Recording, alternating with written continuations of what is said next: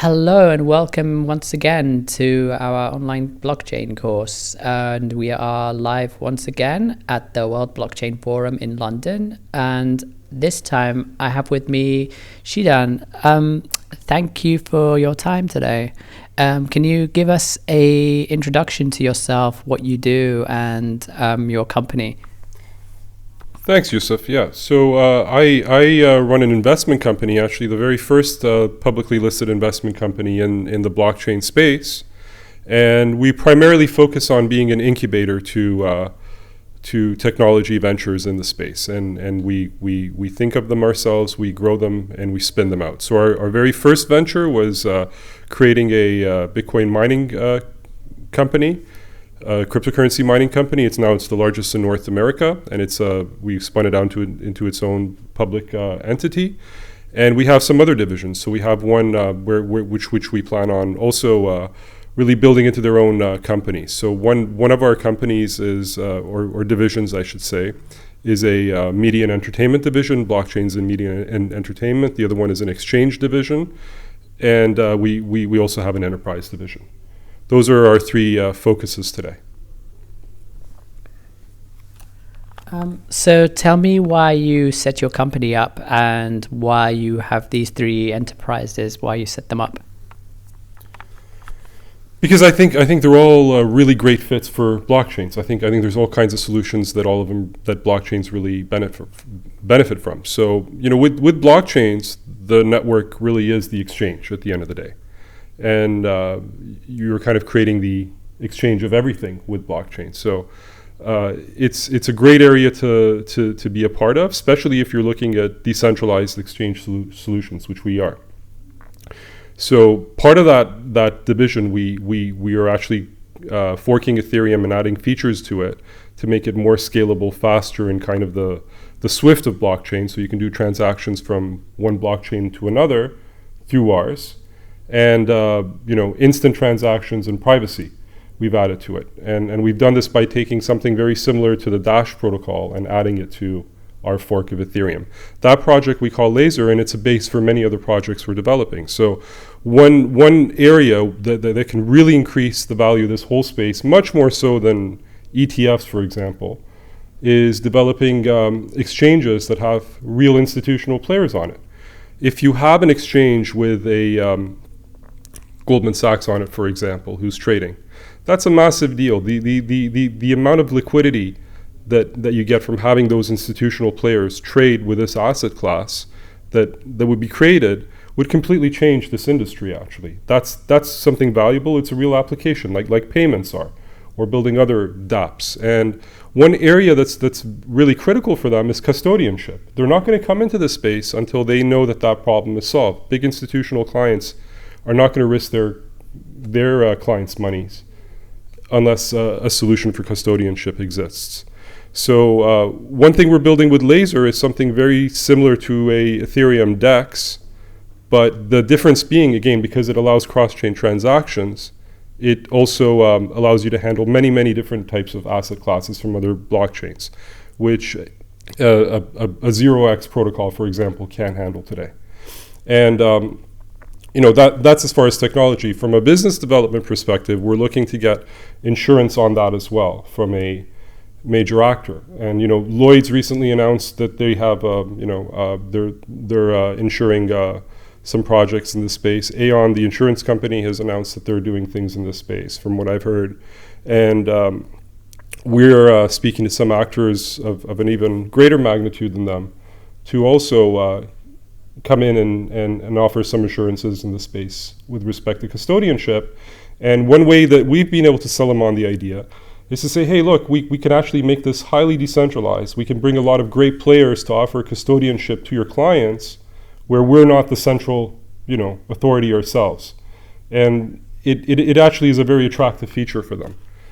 That's one thing we're doing. So that's really core to our exchange division. Another thing we've done is we've invested in a company that is developing a stock exchange in the US. It's not T0, it's a company called Hyperion that also owns a big piece of an alternative trading system, like a regulated stock exchange.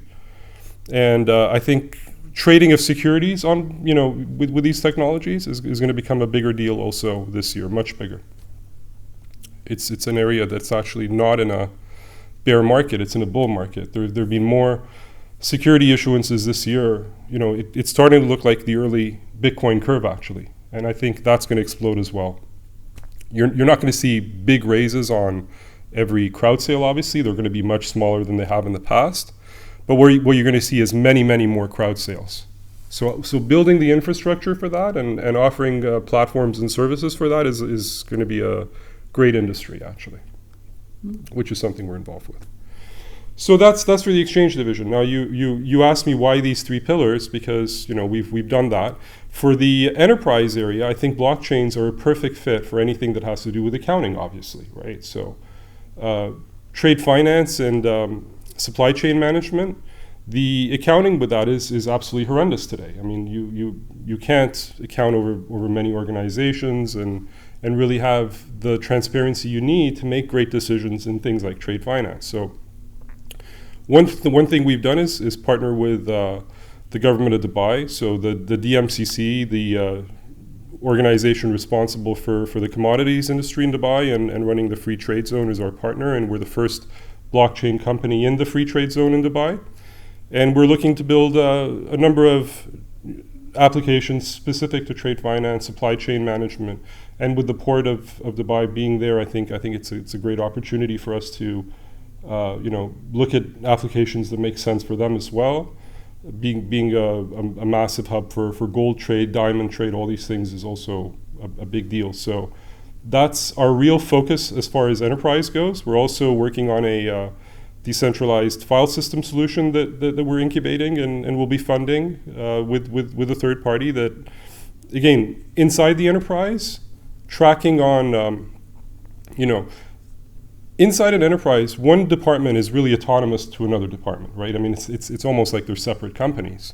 If they need resources from another company, let's say storage space or compute, it's very difficult for them to get it. It's very expensive. They have to go through the bean counters. They have to worry about security and segregation and all of that. So if you have something that automates the accounting with an internal USD, let's say, or something like that, and takes care of privacy, you solve a huge problem for them. You reduce their costs greatly. That's another area we think is amazing in the enterprise. And the thing is, it also applies outside the enterprise. As you know, SiaCoin and Storage A and all these people are really looking to do that outside the enterprise. We're doing the same thing inside the enterprise with safeguards and requirements that the enterprise needs, which can again scale to outside the enterprise as well, right? I think that's where it really is going to start. I don't think it's going to start in the consumer space like some of those other companies are really focused on. So that's why enterprises are important. Now, as far as the media space goes, I think you guys are in the media business, so you know this better than me. Your average Joe is getting just bombarded with information, and people aren't recognizing this, right? That them paying attention to something is of value, right? And you have to reward that. And I think tokens, forget about blockchains, tokens in general are a great loyalty scheme for this. And I think giving value to attention, things like Steam I was very involved with early on, Steam, the platform, and I think taking solutions like that and bringing them to more mainstream media industry is really a needed step. So I see that growing. And lastly, for that division, I think if you look at the gaming industry, that actually excites me more than any other project, even though some of the other projects to me have much less competition. The gaming, what we're doing in the gaming industry really interests me the most. And the reason for that is, you can fork Bitcoin, you can fork solutions, you can't fork social networks that are very strong. And if a Facebook comes out with a token, you can't fork that token because you can't fork Facebook with it and have them accept it as a legal tender piece within their social network. In gaming, it's the same thing, but even magnified greater. So you can't, if a game manufacturer, let's say Second Life even came out because they're the most open token right now, I guess, as far as their economy goes. If they came out with a blockchain solution, you can't fork that blockchain because what they follow and what they accept within their world within their metaverse is what really exists and is legal tender, right? So within that community. So that's a massive deal. Together with two other companies, one gaming company and one other blockchain company, who is well known, we've created a consortium called Game Galaxy. Today we have 9 other gaming companies who signed up to it, mostly independent game producers and some peripheral businesses like matchmaking services and whatnot. These are small companies, they're not big companies. And together though, as a community, they have 400 million users, and they've agreed to use this token within their economies and make it their universal currencies for their digital assets, swords, whatever, and everything like that. And they've agreed to look at building a marketplace, a universal marketplace for all these assets. That's not been done before. If I can get a bunch of small independent producers to come together who have 400 million users in total, you can only imagine where this will go when the bigger players come on board. It can actually, it'd be much bigger than Bitcoin in my opinion. Because if you ask your average 14-year-old kid, they know they will probably be trading these assets, but they will not be trading cryptocurrencies, right? So that's the difference in scale. You're bringing the power of digital assets to the maximum, to the masses, really. And I think like what I said, how getting institutional liquidity and in institutions into the exchanges, this is another thing that's massive, even bigger actually, much bigger, is getting consumers to actually use these tokens for something that they do every day in their lives, right? That's really important. So that project is very close to my heart because of that reason. And like you, like everybody else, I played video games as a kid, and it's something we all understand. Yeah. So those are our pillars. Yeah. Yeah. So tell me how businesses such as yours, with the pillars you described in quite detail and quite extensively, which was great, how you can benefit other businesses in terms of setting up blockchain technology. I mean, what could they do by doing this? What could they benefit from it? Yeah, so like the independent game producers, as I was saying, they are actually creating a way that they can compete with big players without by coming together as one whole, right? I think a platform like Steam, for Steam, the game company, I think it's going to have real competition in this space because, again, you can turn this space into a marketplace that's an open network, really. And that's really powerful because you're getting rid of a middleman. You're able to compete with anybody else head on, right? It's a big deal. I think in the media industry, I was talking to somebody here who is doing the same thing, for videos and movies and things like that. I think there is definitely an opportunity there. And in the enterprise, again, what I said, you're greatly reducing costs. You're getting much more visibility. It becomes an accounting tool, right?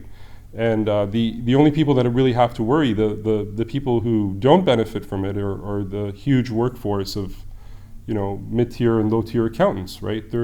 Their jobs are, I think, in more danger because of AI and blockchain than a taxi driver is. I mean, a taxi driver doesn't have to worry about losing their job to an autonomous vehicle anytime soon.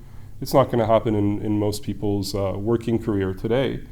But an accountant, I think, can, really lose their job to technology very soon. It's really a dying industry, and things are going to be much more streamlined, and hopefully the public will get some benefit from that as far as reduced costs and better service at the end of the day. Yeah. So I think that answers your question. Or? Yeah. Yeah, absolutely. Okay, great. You mentioned about streamlined and how people could have their jobs replaced. Could that be a form of AI?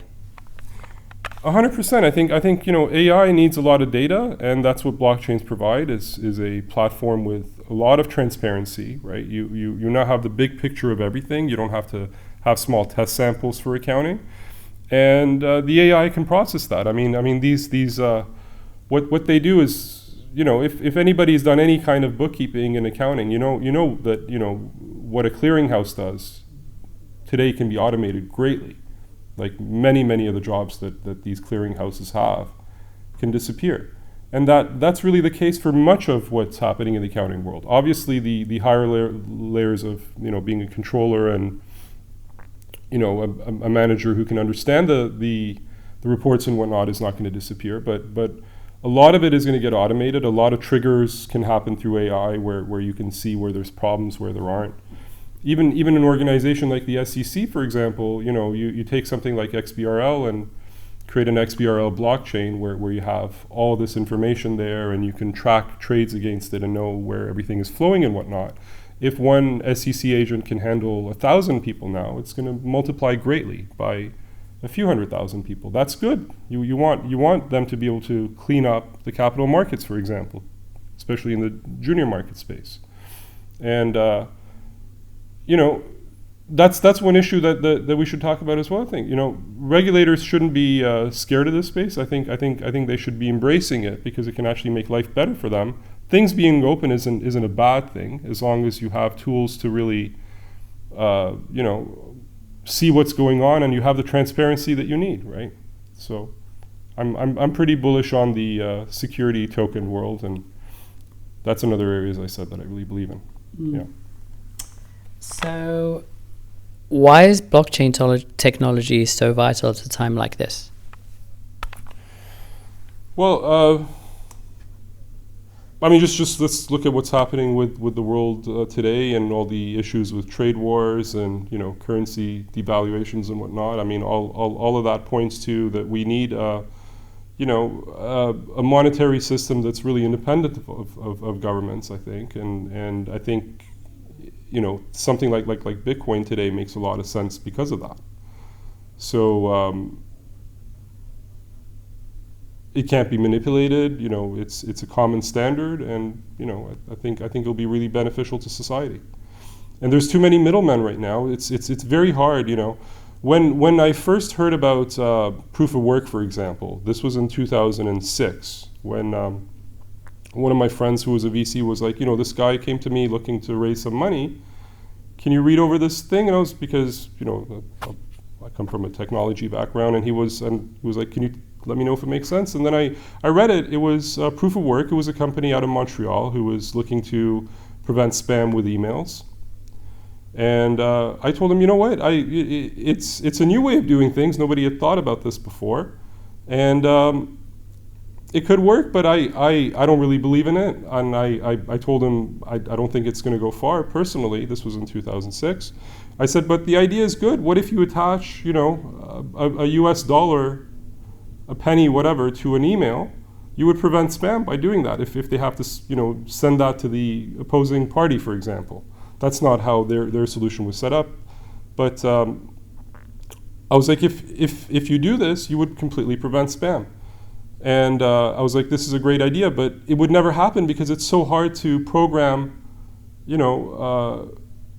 cash flows into your applications and money into your applications. So when Bitcoin came by, which was based on that idea actually to a large degree, which proved me wrong. It was obviously a great idea to pursue.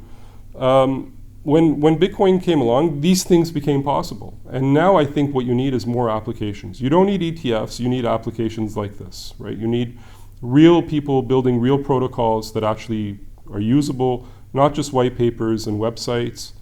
And when people come to me now, I was fortunate enough to be one of the very early people in this space, so I benefited from the hype of the space greatly myself. But when people come to me now, I'm like, looking to raise money, and they say, we value our company at 500 million. I just quit from this amazing, enterprise as the head of this department. I'm like, yeah, that's already passed. You're not going to raise that kind of money anymore. That hype cycle is past. We're in the trial of disillusionment today. And what you have to do is build real applications now. You have to actually build stuff that works, and you have to be very realistic about things. So what I tell people now is this space is going to go very, very far, but you have to build real applications now, and you actually have to build protocols that work and that make a difference as far as how things were done before. So I'm still looking to see somebody build a decentralized protocol for email that incorporates proof of work as it was originally intended to be.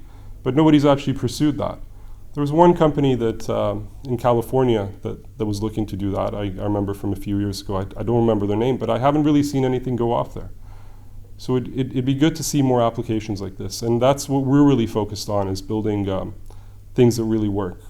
One reason why we created Laser, which is our fork of Ethereum, is I still think that a lot of the Laser community is stuck in this very forward-looking world where they're looking, let's build this little edge case solution that will make sense for 5 years from now, or things that are not completely realistic as they should be. And I think you should always look for the simplest solution and actually look at real-world problems that you can solve today. So that's my opinion, really. Yeah. Will the technology developed with your company be available to use for other developers who want to start out? Yeah, I mean, I was reading recently that Alibaba has more patents than everybody. One of my friends was recently bragging about his patent portfolio. I'm like, none of this means anything because there's so much prior art to it, and unless you really release this and a community adopts it, it's not really worth that much, right? Maybe for some edge case, like a better database for data roaming and phone number portability, something like that, some patent might make sense, right? But that's such a small market. The real big market here and the real big money to be made is to build open protocols like the web themselves, like an internet RFC, like HTTP or email or these things. They're not encumbered by patents, and blockchains can't be either. Here, you just have to trust that the community will adopt a unit of value, and hopefully you have something else that, as I said, can't be forked, right? If you come out with an open protocol, a completely open protocol, but you're part of a big consortium of game companies who have agreed to adopt it, you're protected. You don't need patents, really. Keep it as open as you can and have other people join it, because the more people that join it, the more people that build stuff on it, you actually benefit from it more. Maybe they'll increase way more than you, but you'll still benefit from it. You will grow with them, because that's how the network works, right? The sum is always greater than the parts with these networks. And Metcalfe's law shows that there is an exponential correlation there as far as value when you increase the network, right? So I'm not very bullish on patents. I think people that are looking to amass big patent portfolios are really throwing their money away. It might make sense for a really large company when they get into patent wars with other large companies, but certainly not for a company of our size or a startup or even a fund who is looking to be a patent troll. It's just not there. It's not the right space for them. They should focus on things that make sense, like genetic engineering, things like that. Yeah. Do you think blockchain will be sustainable and able to run in the long term? Well, the medium and the long term. I don't care if blockchain specific, but digital assets, yes, they're going to be there always, and I think they're going to just be a multi-trillion-dollar industry. I think they're going to be a big part of human economy in general. The world's economy is going to be based on digital assets of various kinds, and that's what we're focused on as a company. We have the word blockchain in our company, but that's just because it was early on, and that's what people associate with the space. But the more important words are digital assets and creating open networks that have a unit of value and trade of these things. And I think that's the future, and it's a multi-trillion-dollar industry. Yeah. Where do you think we are right now with regards to the blockchain space? And because you're more a digital assets person, do you think we're still in the kind of early period? I think we've passed the hype, and judging by history, if it's anything like the internet bubble, the big companies are going to be forming now. I think the real solutions are going to come out now that are really going to change the world and are going to be internet scale. So I think we're in a great spot, actually, and I'm really excited to see what solutions people come out with in the next 18 months. So, for example, if we're not doing it, I'm sure somebody else will crack the issue of institutions coming on board. Many people are looking at that space, and there's going to be good solutions. There's going to be exchanges that are highly regulated, that will have a lot of institutional players on board. There are going to be payment solutions out there that everybody uses as we expected. 2014, you're going to see solutions like that out there. You're going to see a lot more people with these credit cards that are backed by all kinds of assets. These are all positives that came out of the blockchain space. And I think decentralization is there. It's on people's mind in the enterprise, and I think it's a very bright future. It's one of the only areas in information technologies that's interesting today. Actually, if you look at it, there isn't much else that's happening that's super interesting as a whole sector, right? The media industry is not doing that well. AI. I mean, AI is really interesting, but we know that it's very difficult to compete with the big FANGs, I guess, the FANG companies in that space, because they have everybody's data today, right? They control the data. They have the best engineers coming out of the best schools working for them, and it's not really an area that's conducive, I think, anymore to startups, as much as it used to be in the past. And how you can compete with that is actually through the space and looking at whole new business models based around digital assets. Yeah. Mm-hmm. Yeah. Okay. Can you go further in terms of sharing your thoughts about cryptocurrencies? Well, I think in the short run, they're a great bet if you have money right now. Personally, I'm buying a lot of cryptocurrencies because they're so cheap, right? And that's when people come to me for advice about ICOs, that's something I tell them. I'm like, well, why would people want to invest in your project right now at this very high valuation when they can just go and buy a cryptocurrency that's great and buy it cheaply, right? I don't want to name any names. I want to keep this, pretty neutral. But there's cryptocurrencies out there that did, for example, what we're doing as far as cross-chain transactions that are out there today by some of the top teams in the space. And they have a market cap of 10 million. Why would I invest in a brand new ICO at a $500 million valuation when I know that there's this great project out there at a $10 million valuation that might actually take off, and certainly if there's another bull run, will increase in value greatly.